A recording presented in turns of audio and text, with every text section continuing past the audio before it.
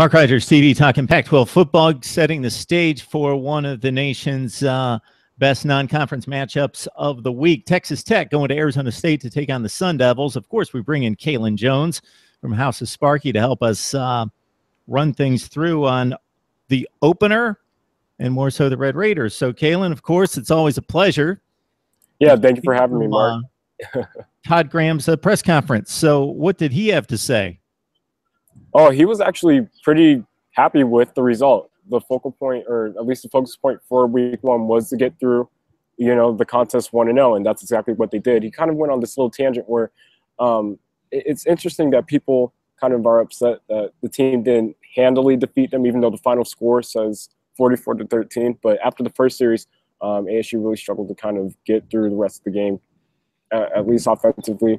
But the final result, they exploded for 24 points in the fourth quarter. And I think the point of his tangent during the press conference was to point out that, it was a handled defeat and they came out of the week 1-0. So there's really no reason to worry. They called a lot of vanilla play calling against NAU. They intentionally ran a lot of their run-heavy offense by design, so that way they could see how it performs against, a non-traditional opponent, or at least against, their practice squad or second-team units. So I get where he was sort of upset with the fact that, his team is 1-0 and not too many people are excited about that. But I think he definitely played his cards right against NAU. He didn't show off his jack, queen, or his face cards or whatever it is, but he didn't show his full deck. And I think there's a lot to be excited for going forward.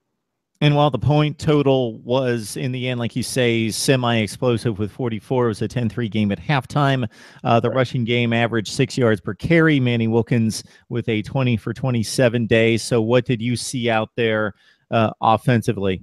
Like I said, a lot of vanilla stuff.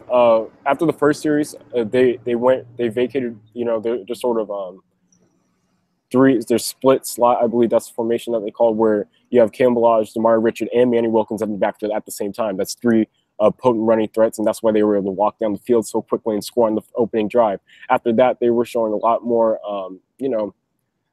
kind of basic stuff where you're not really trying to show too much blocking scheme-wise. It was very vanilla. It was more so the zone stuff. They were running the ball up through the gut instead of off tackle more often than not, and the triple option stuff wasn't really incorporated during the game. So offensively, I think in the later periods of the game, you saw where they were throwing the ball out wide and getting the ball into the perimeter and the edge to Tim White, N'Keal Harry, even players like Kalen Ballage and Damari Richard lining them up in different ways. I think you should take away the second half and what you saw from the fourth quarter moving forward and use that going forward if you're going to base anything from this game and what the potential is, including the first series. But from ASU's perspective from the first game, you didn't really see too much. I think that there's a lot to come with Chip Lindsey and what this offense is capable of doing. Wilkins, Ballage, and Richard each ran for a touchdown on the ground. Wilkins with 89 yards rushing. So when you take on a team like Texas Tech, you're not so concerned about the offense producing points as long as you don't turn the ball over. There are points to be had typically against the Red Raiders, so one of the worst defensive units in college football last year.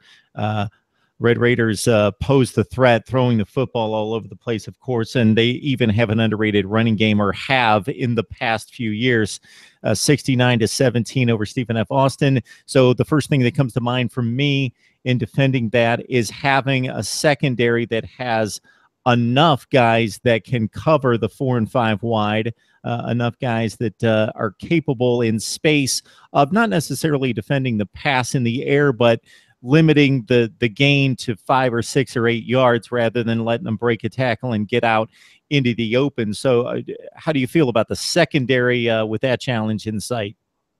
I think the secondary is probably the stronger of the two key units against facing the passing game. As for, between Kareem Orr and Gump Hayes, obviously they're on the smaller side of or height-wise, Emmanuel Butler and the other receiver, excuse me for forgetting his name, from NAU, but they had a field day at least throwing kind of these jump balls against Kareem Orr and Gump Hayes. But aside from that, they were relatively disciplined. The one score that was a deep bomb, it was sort of a miscommunication on cover 3 look where the safety roaming the middle of the field kind of got caught sleeping and the corner on the outside got burned. But aside from that, I think I wouldn't worry too much about the secondary going into this game. I think that the defensive line and the front seven is the bigger concern facing the passing game because Mahomes has such a great, scrambling ability. And, that was one of the things that the writers over at Texas Tech, their Red Raiders SB Nation blog, I was reading one of their writers' posts, and he was explaining that Mahomes was actually getting pressured from the outside. And, we saw that in their final bowl game against LSU, how easy it was for that LSU front seven to kind of break through and get the Mahomes. And I think, ASU doesn't necessarily have that standout passer. Obviously, you have JoJo Wicker at defensive end, but you don't really have the great edge rusher double backer that they've been looking for over the course of the past couple seasons. I think one of those players is going to really have to emerge in this game in order to make a difference defensively, or else Mahomes could end up having a field day against ASU secondary, even though I'd argue that it's solid going forward. Yeah, and looking at some of the bigger teams across the country that had mismatches over their opponents in week one, typically they go to what they need to work on. So if they've got a new quarterback who's never started, even if they've got a decided advantage and you would typically run the ball, you're going to throw it like, for example, Florida threw it 44 times against UMass, even though they had the decided advantage because it was Luke Del Rio's first start. And I've seen this repeatedly with Texas Tech, regardless of who they're facing, they're going to throw the ball. They only ran it 28 times in a game in which they were leading by 45 or 50 points most of the second half, and Mahomes threw up the typical 483 through the air, 4 touchdowns. He even ran in for 2 touchdowns. He's a guy that's not a dynamic runner, but he can burn you there. So you gotta watch the rush lanes because he'll take off and burn you for a third down conversion. Yeah, and that's something that Todd Graham pointed out today during his press conference. He called Pat Mahomes the best quarterback in the Big 12, and then said that he's arguably the best quarterback in the nation. And I think he makes a great point. I think that's going to be the difference maker in this game. I mean, regardless of what's going on in the trenches and in the secondary, Pat Mahomes is going to be able to take over this game, whether it's with his legs or with his arms.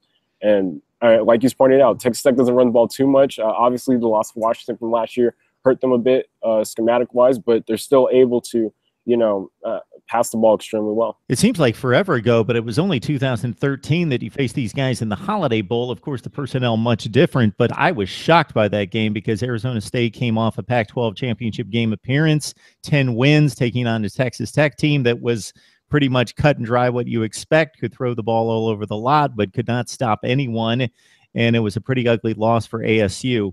I'm sure you remember that game, and I don't know how much Sun Devil Nation is talking about a little bit of revenge or just moving on with 2016 and trying to get a key victory.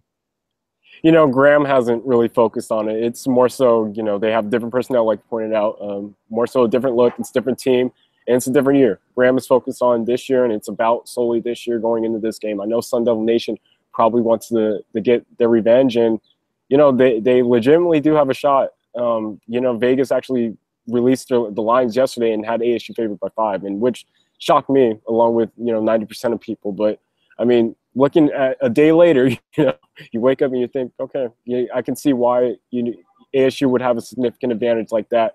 And I think that they're the more complete team. I know obviously the biggest difference maker, like we just talked about, Mahomes is sitting on the opposite sideline, but I think ASU definitely has a good shot at kind of implementing just sort of revenge for that Holiday Bowl loss. Check out Kalen's work on House of Sparky on the SB Nation platform for Arizona State Athletics. Does some exceptional work there. This is a national TV game on FS1, 10:30 Eastern Time, 7:30 there on the West Coast, Western Time Zone. Arizona State, Texas Tech, a little bit under the radar, but there aren't a whole lot of great games this week. It's not a week 1 schedule, so this is definitely one to watch and should be a fun one to watch.